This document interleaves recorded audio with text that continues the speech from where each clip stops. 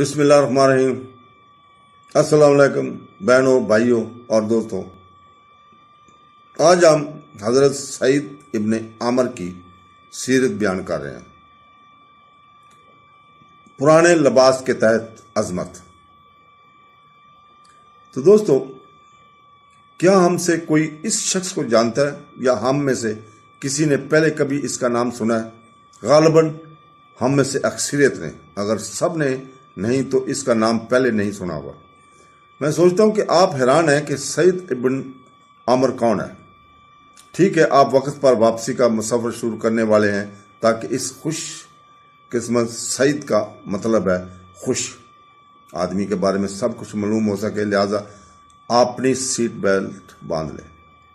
مختصر، سعید رسول پاک صلی اللہ علیہ وسلم کے ممتاز صحابہ میں سے ایک تھے، اس حقیقت کے باوجود کہ ان کا نام شاذ و نادر ہی آیا ہو۔ اگر کبھی ذکر کیا گیا ہو، یہ فطری بات تھی کہ وہ تمام مسلمانوں کی طرح تمام مہمات اور جنگوں میں رسول پاک صلی اللہ علیہ وسلم کے ساتھ دیتے، کیونکہ ایک مومن ان کے ناطے وہ امن یا جنگ کے وقت اللہ کے رسول صلی اللہ علیہ وسلم کی بنائی نہیں کر سکتے تھے۔ فتح خیبر سے کچھ عرصہ قبل سعید نے خود کو اسلام قبول کر لیا۔ جب سے انہوں نے اسلام قبول کیا اور رسول پاک صلی اللہ علیہ وسلم بیعت کی، اپنی زندگی، وجود اور تقدیر اسلام کی خدمت کے لیے وقف کر دی۔ اس پاکیزہ اور مہربان انسان کے اندر اطاعت، پرہیزگاری، وقار، عاجزی اور پرہیزگاری اور غرور کی تمام عظیم خوبیاں اہم آہنگی سے پروان چڑھتی ہیں۔ اس کی عظمت کا پردہ فاش کرنے کی ہماری کوشش میں ہمیں یہ ذہن میں رکھنا چاہیے کہ اکثر صورتوں میں ظاہری شکل حقیقت سے مستعدم ہوتی ہے۔ اگر ہم اس کی ظاہری شکل سے اس کا فیصلہ کریں تو ہم اس کے ساتھ انصاف نہیں کریں گے، کیونکہ وہ یقینی طور پر اس کی ظاہری شکل کے حوالے سے ناپسندیدہ تھا۔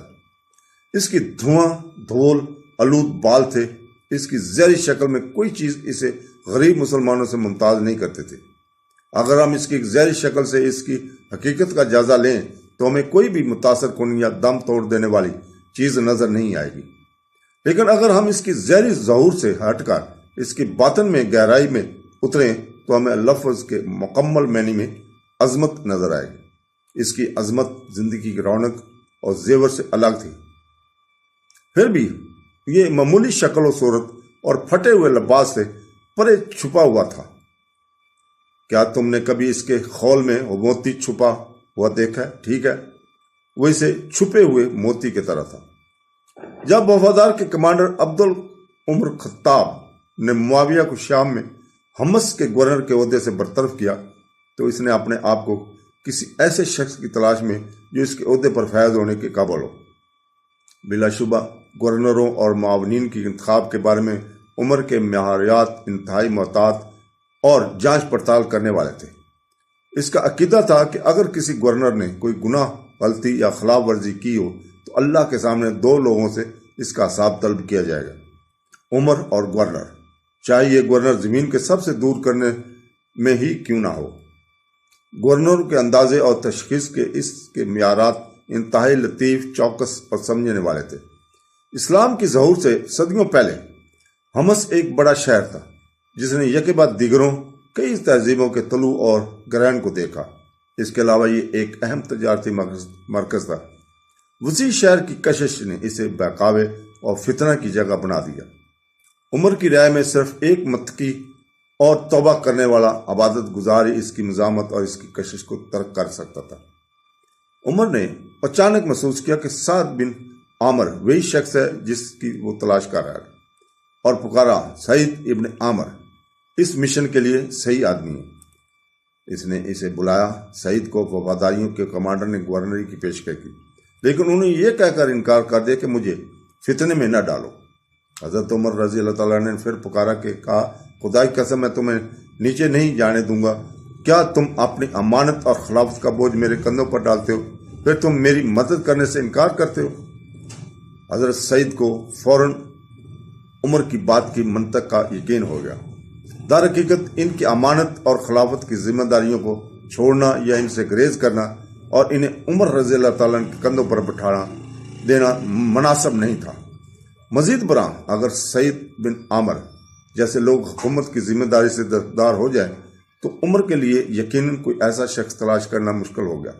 جو بہت زیادہ متقی اور پرہیزگار ہو، اور اس کو ایسا کام سونپ دیا جائے۔ چنانچہ سعید نے اپنی بیوی کے ساتھ شام کا سفر کیا۔ ان کی نئی شادی ہوئی تھی۔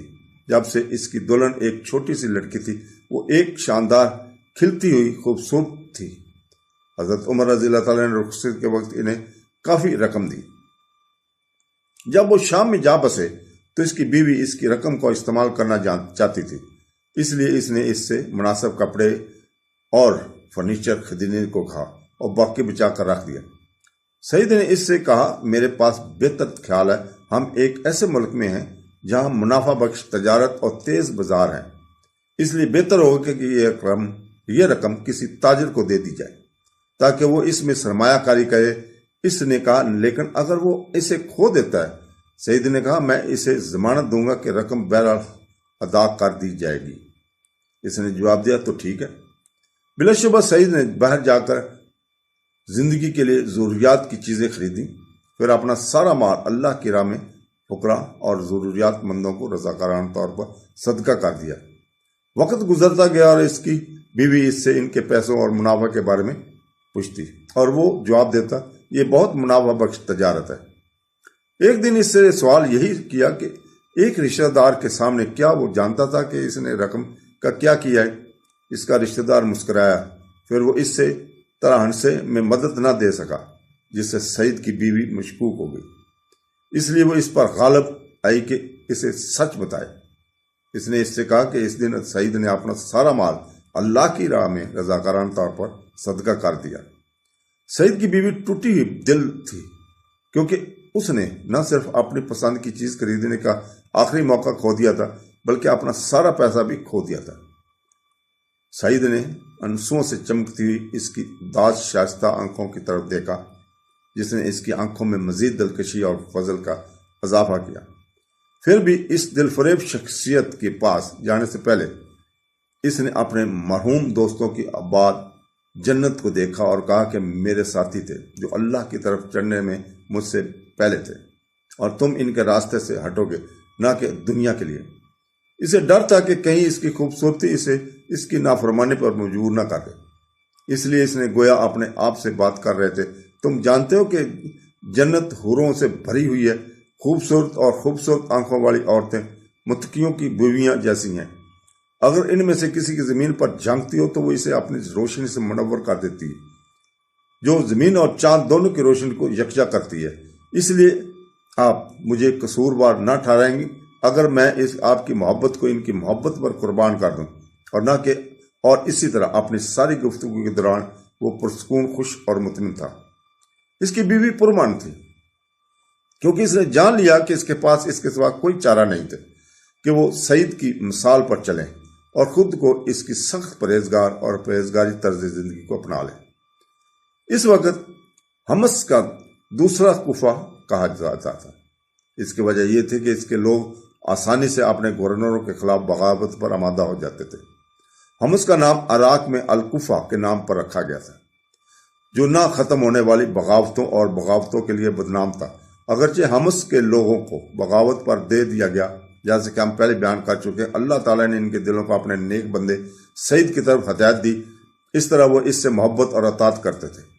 ایک دن عمر رضی اللہ تعالیٰ نے ان سے کہا کہ مجھے یہ بات عجیب لگتی ہے کہ اہل شام آپ سے محبت کرتے ہیں اور آپ کی اطاعت کرتے ہیں۔ حضرت سعید نے جواب دیا، شاید وہ مجھ سے محبت کرتے ہیں کیونکہ میں ان کی مدد کرتا ہوں اور ہمدردی کرتا ہوں۔ حمص کے لوگوں کی سعید سے محبت کے باوجود ان کا فطری باغیانہ مزاج ان سے بہتر ہو گیا، لہذا ناراضگی اور شکایت کی آوازیں سنائی دینے لگیں۔ اس طرح یہ ثابت ہوا کہ حمص کو دوسرا کوفہ ہے، فائدہ نہیں کیا گیا۔ ایک دن جب وفاداروں کا کمانڈر حمص کا دورہ کر رہا تھا، اس نے اپنے ارد گرد جمع ہونے والے لوگوں سے سعید کے بارے میں ان کی رائے پوچھی۔ کچھ لوگوں نے ان کے خلاف شکایت کی، جو کہ بھیس میں برتتے تھے، کیونکہ انہوں نے ایک متاثر کن عظیم الانسان کے نقاب کو شائع کی۔ حضرت عمر نے تنقید کرنے والے گروپ سے ایک ایک کر کے اپنی شکایت بیان کرنے کو کہا۔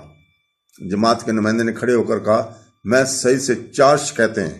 پہلی یہ کہ وہ اپنے گھر سے اس وقت تک باہر نہیں نکلتا جب تک سورج طلوع نہ ہو اور دن گرم نہ ہو۔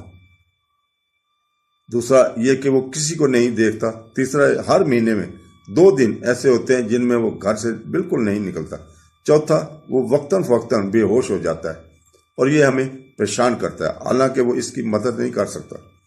وہ شخص بیٹھ گیا۔ عمر رضی اللہ تعالیٰ عنہ خاموش رہے، کیونکہ وہ چپکے سے اللہ سے یہ کہہ رہے تھے کہ اے اللہ، میں جانتا ہوں کہ وہ تیرے بہترین بندوں میں سے ہے۔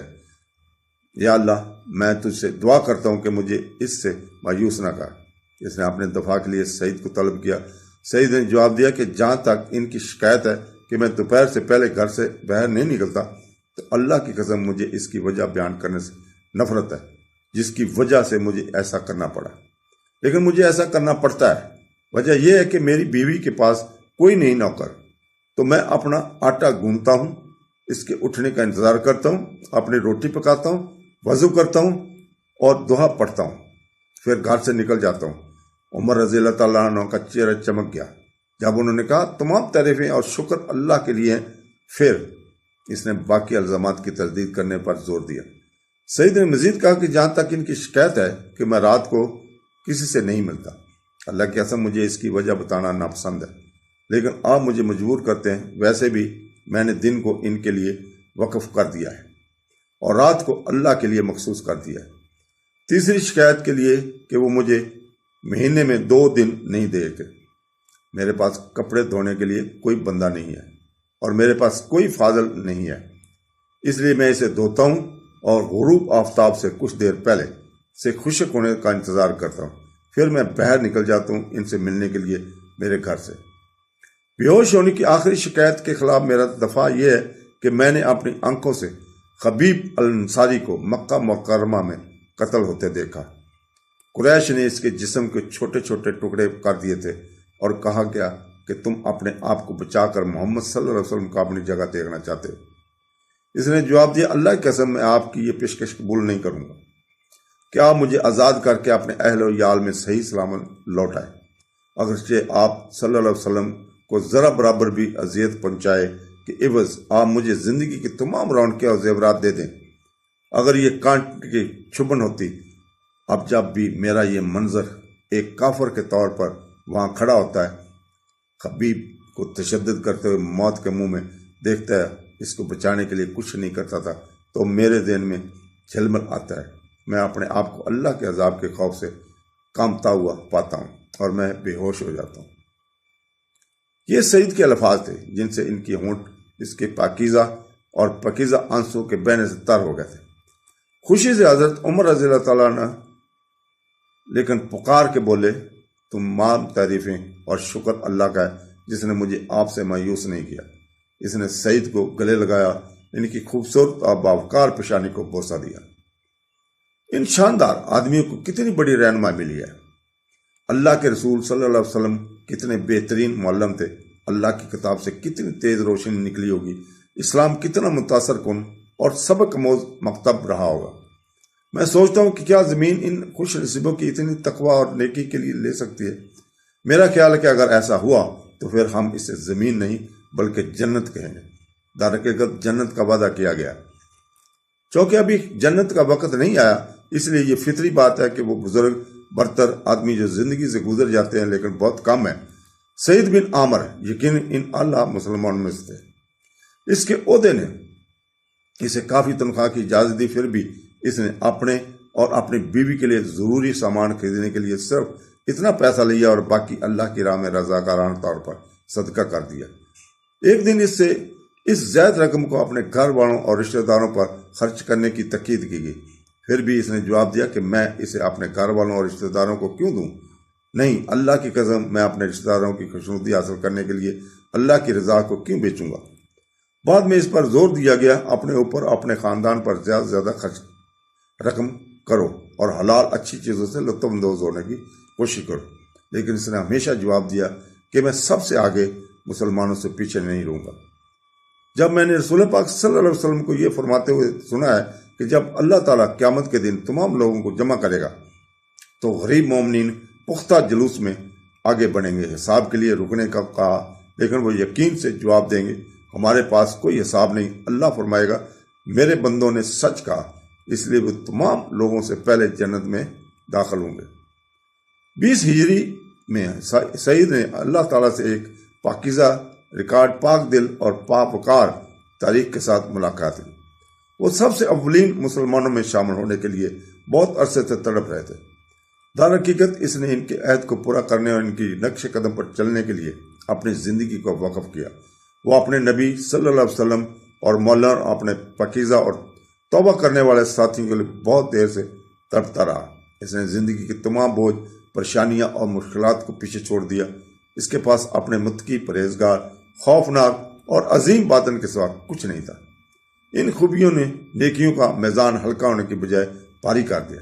اس نے دنیا کو اپنی تکبر کی بجائے اپنی خوبیوں سے متاثر کیا۔ سلام و سعید بن عامر پر، ان کی زندگی اور قیامت پر سلامتی ہو۔ درود و سلام و معزز اور تابعین صحابہ کرام رضوان اللہ علیہ اجمعین پر اور حضور پاک صلی اللہ علیہ وسلم پر۔ اللہ تعالیٰ ہمیں قرآن، تفسیر، حدیث پڑھنے، سمجھنے اور اس پر عمل کرنے کی توفیق عطا فرمائے۔ آمین ثم آمین۔ اللہ حافظ۔